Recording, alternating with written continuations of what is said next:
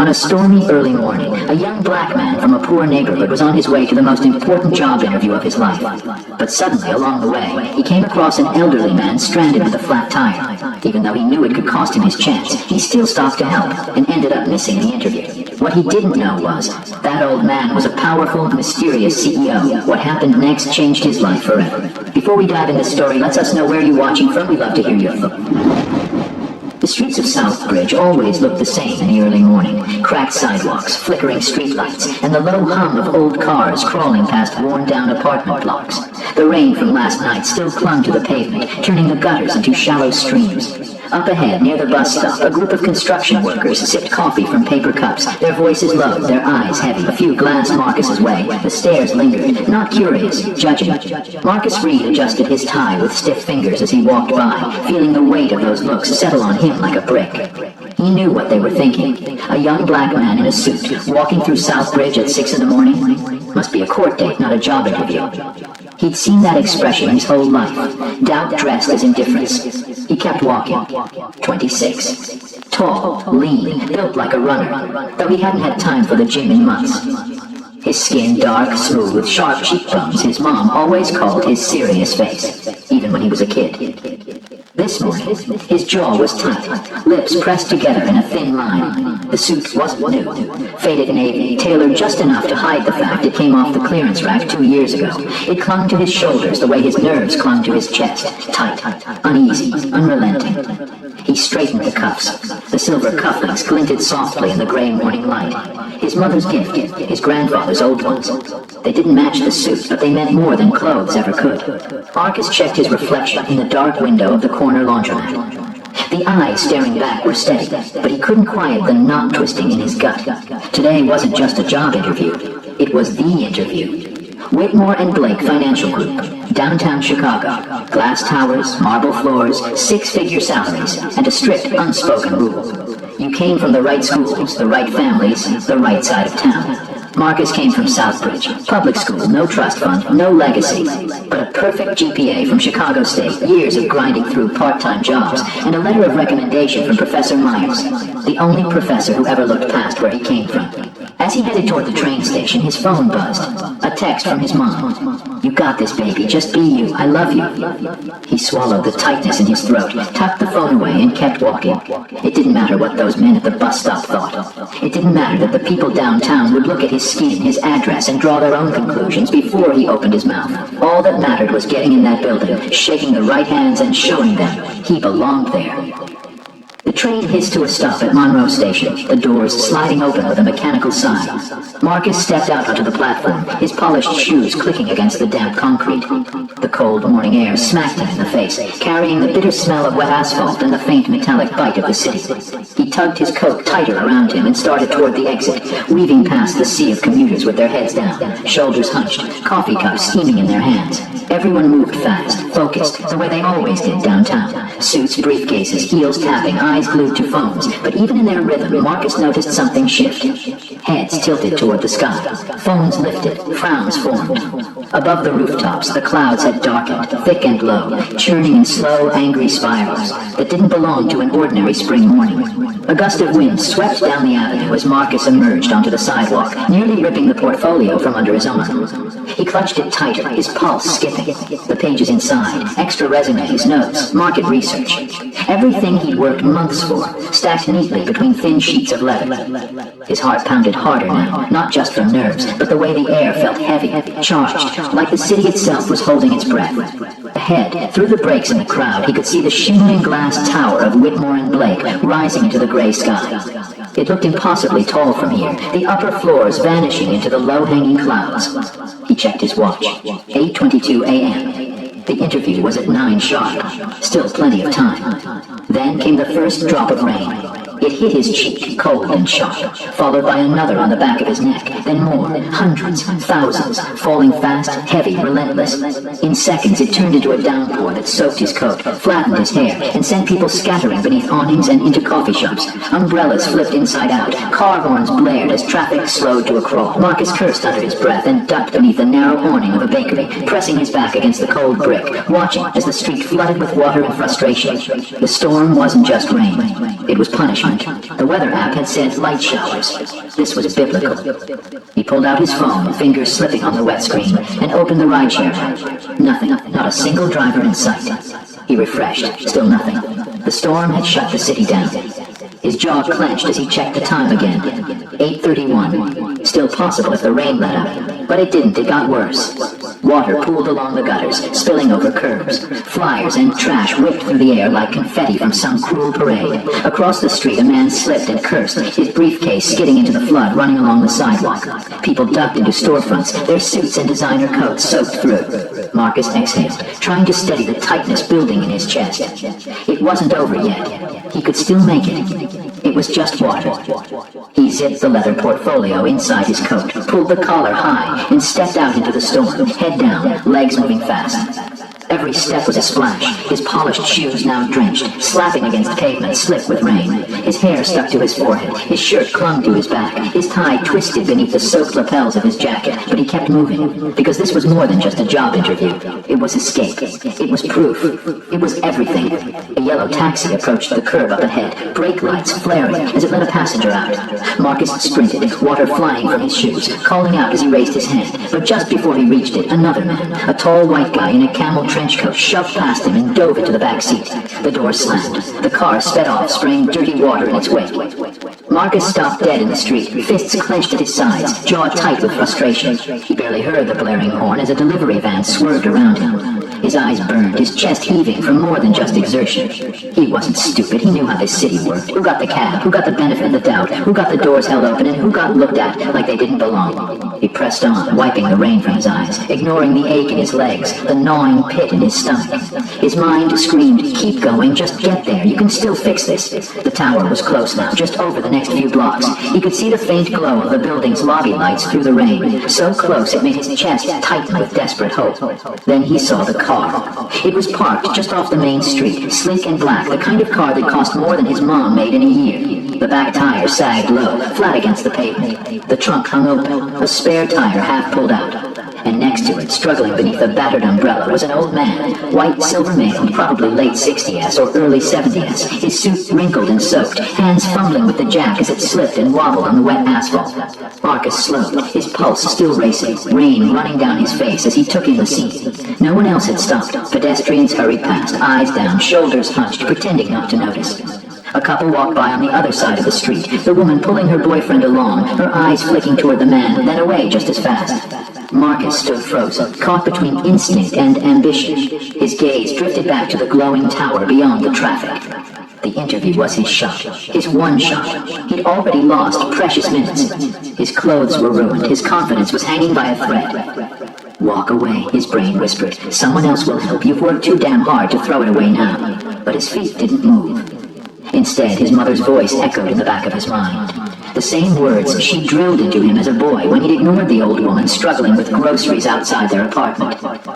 You don't help people when it's convenient, Marcus. You help them because that's who you are. That's what separates a man from just another face in the crowd. His jaw tightened. His fingers curled tighter around the soaked leather portfolio. Screw it. Sir, Marcus called out, crossing the street, his shoes splashing through the flooded curb. Let me help you with that. The old man looked up, surprise flashing across his face, rain dripping from the brim of his hat. I thought I had it, he stammered, voice thin with frustration and exhaustion. But this damn jack? It's slipping because the ground's uneven, Marcus cut in gently, setting his portfolio carefully on the back seat, praying it wouldn't soak through any worse than it already had. He shrugged off his jacket, laying it on the wet pavement without hesitation. You shouldn't be out in this storm, sir. The old man's eyes softened, the stubborn lines around his mouth easing just slightly. Storm caught me off guard. My driver's out sick. Haven't changed a tire myself in 20 years.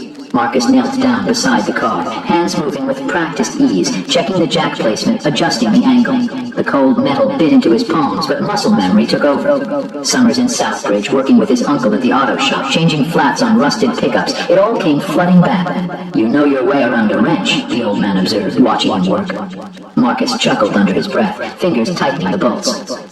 Uncle never let me drive his old Chevy till I could swap a tire in under 10 minutes. The man gave a soft laugh, the sound barely cutting through the rain. Smart man. The clock kept ticking. Marcus could feel every second sliding away like water down the street, but he didn't rush. He finished the job properly, standing up as the last bolt clicked into place. The old man straightened, offering a hand. "What's your name, son?" "Marcus. Marcus Reed." The man's eyes sharpened, just for a moment, a flicker of curiosity. "You headed somewhere important, Marcus?" Marcus hesitated, wiping grease and water onto his soaked slacks. His pulse thudded in his ears. The interview. The tower. His future. "Yeah," he said finally, voice steady despite the storm. "The most important place I've ever gone." The sedan rolled to a smooth stop in front of Whitmore and Blake, its black paint slick with rain, the engine purring low beneath the steady thrum of water pelting the windshield. Marcus stared out the window, his heart sinking as his eyes locked on the building's towering glass facade. The lobby glowed with soft, golden light beyond the entrance, clean and polished, untouched by the chaos still raging in the streets. His reflection in the car window stared back, soaked, wrinkled, a mess. He barely recognized himself. "You sure you still want to go in there looking like that?" the old man asked gently from behind the wheel, his voice steady but not unkind. Marcus forced a tight smile, his jaw clenched. "I have to try."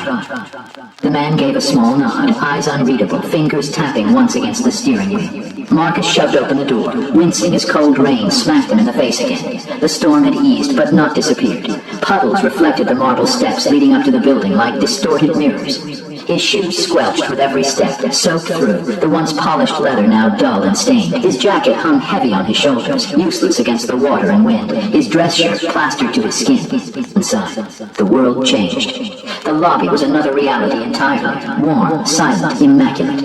High ceilings stretched above gleaming marble floors, abstract art installations hung on pristine white walls.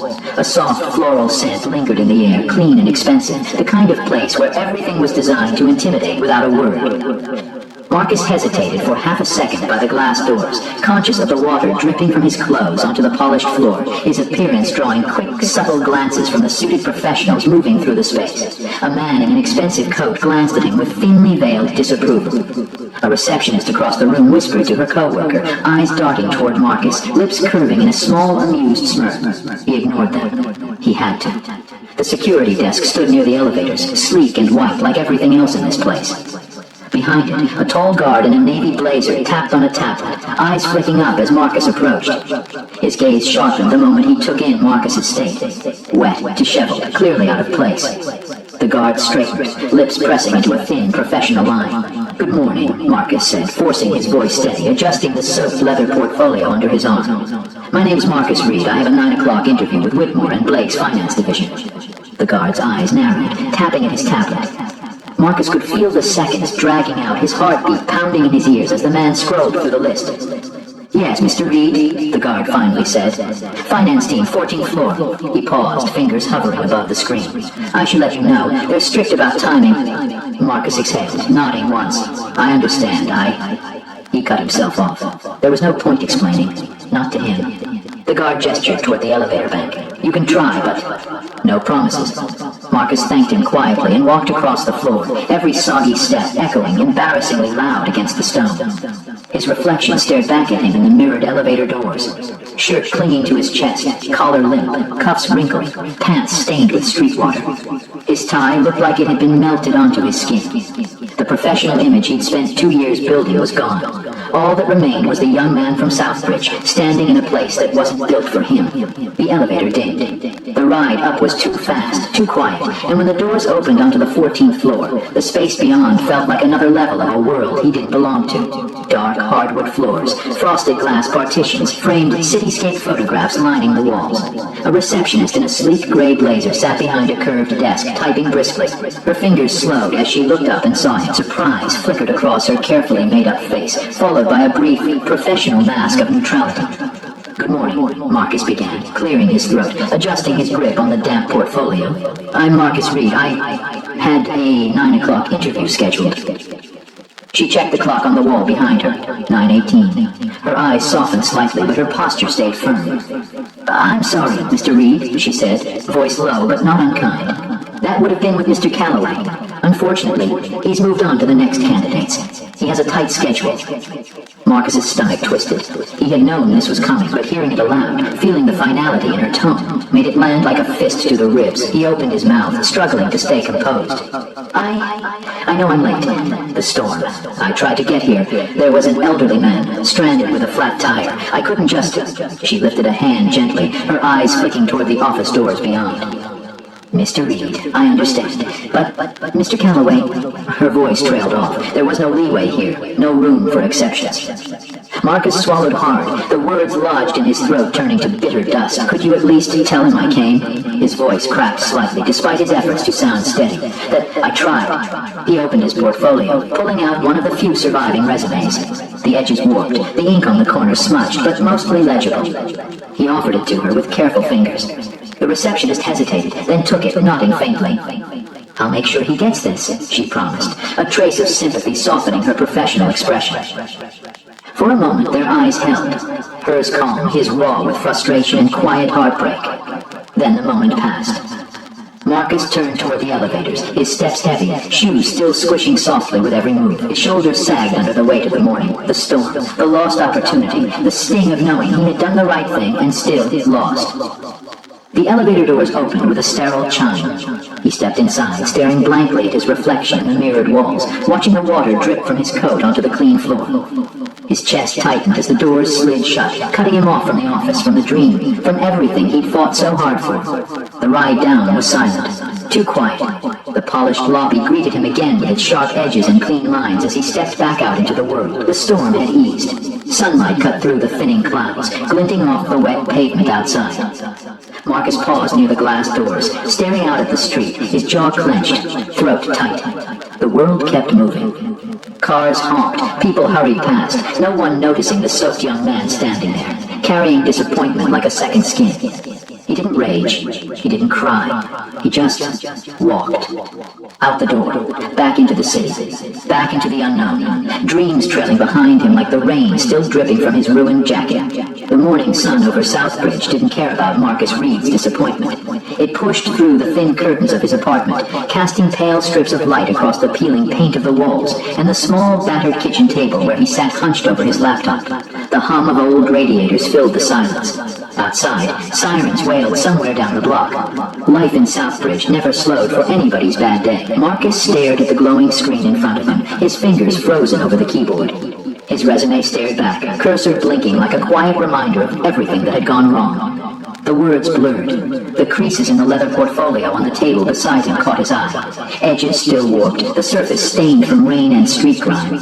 He had dried it as best he could last night, laying it by the old fan in the corner, but the damage was there, permanent like a scar. His suit jacket hung from a nail on the wall. The faint outline of water stains ghosted across the fabric, no dry cleaner in the world able to erase them completely. A symbol, maybe. Or just another quiet defeat. His phone buzzed against the tabletop, jolting him out of his haze. His mom's face filled the screen. Soft eyes, the same determined curve of the jaw he saw in the mirror every morning. He hesitated, thumb hovering over the answer button. He hadn't told her yet, not the whole truth. She'd been so proud when he got the interview. She even mailed him his grandfather's cufflinks, wrapped in tissue paper, still carrying the faint scent of her lavender soap, the same cufflinks now sitting in the pocket of his ruined jacket. The phone kept buzzing. Marcus took a breath and pressed accept, forcing his voice steady. Hey, Mom. Baby, I've been thinking about you all morning, she said, the familiar warmth of her voice cutting through his tangled frustration. Any news? Did you hear back from that big shot company?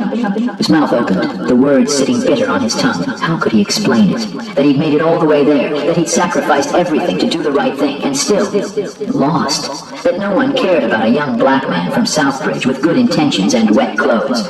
Before he could answer, another call buzzed in, flashing across the top of the screen. Unknown number. Chicago area code. Mr. Platt, ma'am. Ma, I gotta take this. Could be about a job. Of course, honey. Go get him. He switched lines, nerves tightening in his chest like a coiled spring. Hello?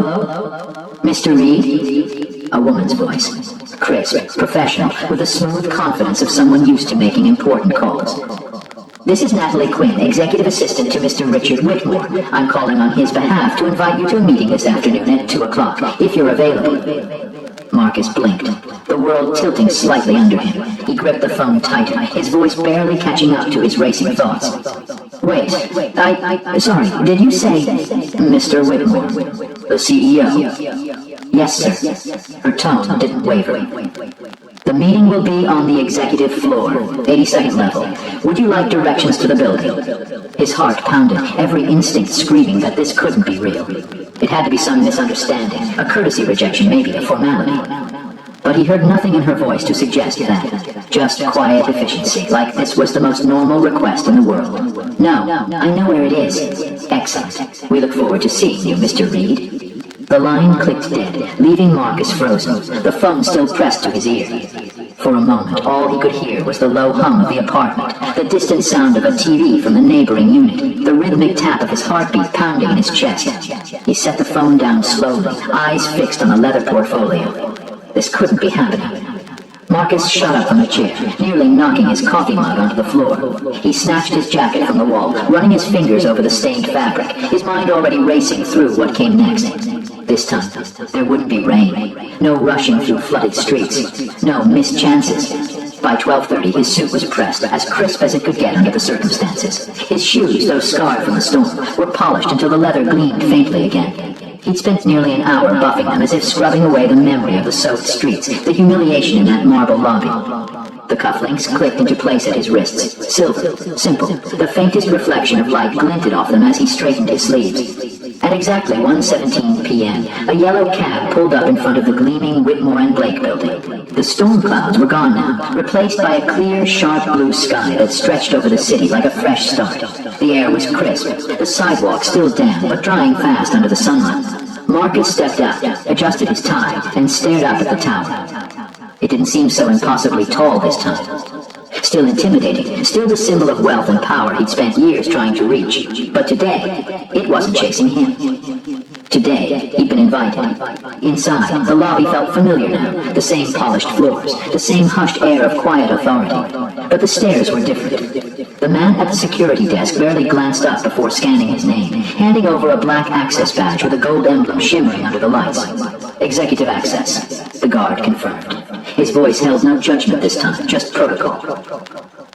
Marcus walked toward the elevators, the black badge cool in his hand, his pulse steady, despite the surge of adrenaline rising beneath his skin. The mirrored elevator doors slid shut, his reflection staring back. Sharper now, steadier. A man who still had questions, still carried doubt, but wasn't running anymore. As the numbers climbed higher, his chest tightened, but not with fear. Something else. Anticipation. Possibility. 82 floors later, the doors opened to a different world entirely. Floor-to-ceiling windows stretched along the hall, pouring sunlight across a space filled with clean lines, expensive furniture, and carefully placed artwork that probably cost more than his entire apartment building. A woman in a navy suit approached with the quiet confidence of someone who belonged here. Her smile was professional, but not cold. Mr. Reed? I'm Natalie Quinn. We spoke earlier. Yeah, Marcus replied, his voice steady despite the quiet storm still pulsing under his skin. We did. Mr. Whitmore will see you shortly. Can I get you anything while you wait? Coffee? Water? Water's good, thank you. Natalie returned quickly with a crystal glass, untouched, gleaming under the sunlight. She gestured toward the tall double doors at the end of the corridor. When he's ready, I'll let you know. Make yourself comfortable. Marcus sat, glass in hand, his gaze fixed on the doors that stood between him and the answers waiting on the other side. His heartbeat steadied, every breath slower, measured. He didn't know why this was happening. He didn't know what waited beyond those doors, but for the first time in days, cautious hope began to rise. Slow, quiet, undeniable. The double doors clicked open with a quiet, deliberate sound that carried more weight than it should have. Natalie stepped back slightly, her voice low but clear. Mr. Whitmore will see you now. Marcus stood, the black badge cool against his chest, his fingers tightening briefly around the leather portfolio. He let out a slow breath and stepped forward, each stride steady despite the quiet thud of his heartbeat in his ears. The office beyond the doors wasn't what he expected. It wasn't overly grand or dripping in excess. It was large, yes, but understated. Floor-to-ceiling windows revealed the sprawl of Chicago below, skyscrapers punching through the clear afternoon sky. The furniture was sleek, dark wood, leather, marble, all expensive, all simple. It spoke of old money, quiet confidence, and someone who had nothing left to prove. A high-backed chair faced the windows, the silhouette of a man just visible against the sunlight. Slowly the chair turned. The face that met Marcus wasn't unfamiliar. Silver hair, sharp eyes, the same steady expression of the old man stranded on the street, wrestling with a flat tire and a stubborn jack. But here, in this space, he looked different. Not vulnerable, not frustrated, just powerful. Richard Whitmore rose from his chair with the ease of someone used to commanding a room without raising his voice. "Mr. Reed," he said simply, extending a hand across the polished desk. "Good to see you again." Marcus hesitated a fraction of a second before stepping forward, gripping the older man's hand. It was firm, grounded, the kind of handshake that carried weight. I didn't realize," Marcus admitted quietly, the words sticking slightly in his throat. "Out there, on the street, I didn't know that I was the man who signed your interview invitation," Richard finished, a small smile tugging at the corner of his mouth. "That's exactly why it mattered." Marcus blinked, uncertainty tightening in his chest.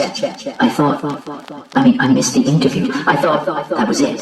Richard gestured to the chairs arranged across from his desk, moving with practiced, quiet ease. "Sit, Marcus." Marcus obeyed, sinking into the cool leather, his hands resting on the damp, worn portfolio now perched on his lap. Richard didn't speak immediately. He moved to the windows, clasping his hands behind his back, his gaze drifting over the city like a man surveying his legacy.